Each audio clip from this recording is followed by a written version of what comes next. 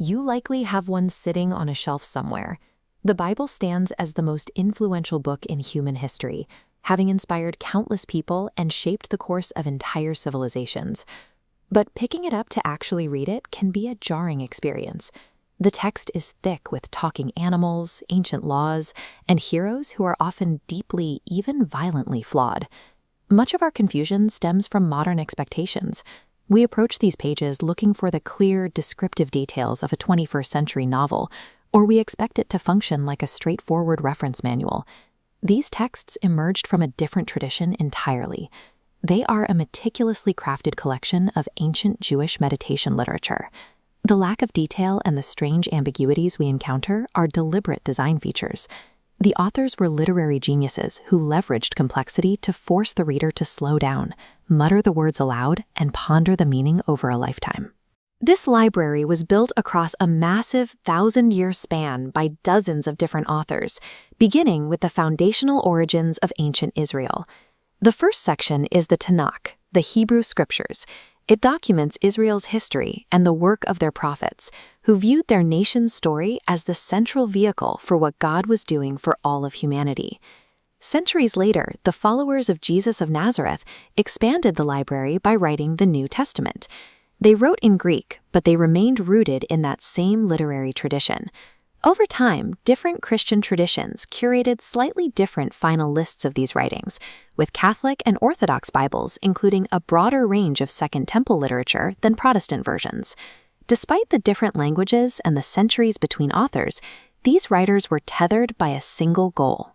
The apostles wrote their accounts as the deliberate continuation and completion of the Hebrew prophets, weaving disparate centuries of text into a cohesive, interlocking whole. This chart reveals the exact architectural makeup of the library. 43% of the Bible is narrative. These stories follow flawed characters to help us see our own failures and choices from a new perspective.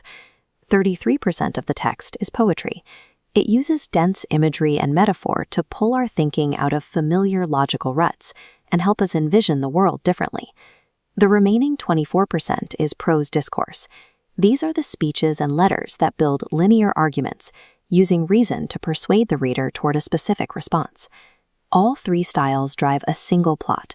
God brings beauty out of chaos and appoints humans to rule on his behalf. But humanity faces a choice: trust God's wisdom or define good and evil on our own terms. We chose the latter, leading to fractured relationships and the rise of violent civilizations. The story reaches its climax in Jesus, who took the consequences of human evil into himself. He claimed that real power is found in serving others and practicing sacrificial love, even for one's enemies. Following his resurrection, the movement's leaders wrote letters to various communities, challenging them to stay faithful to this difficult path in a world of external persecution and internal confusion. Understanding how these literary styles layer over a single plotline is the only way to navigate the library's 66 books as parts of a coordinated, ancient machine. Those strange gaps and missing details from the beginning are actually invitations.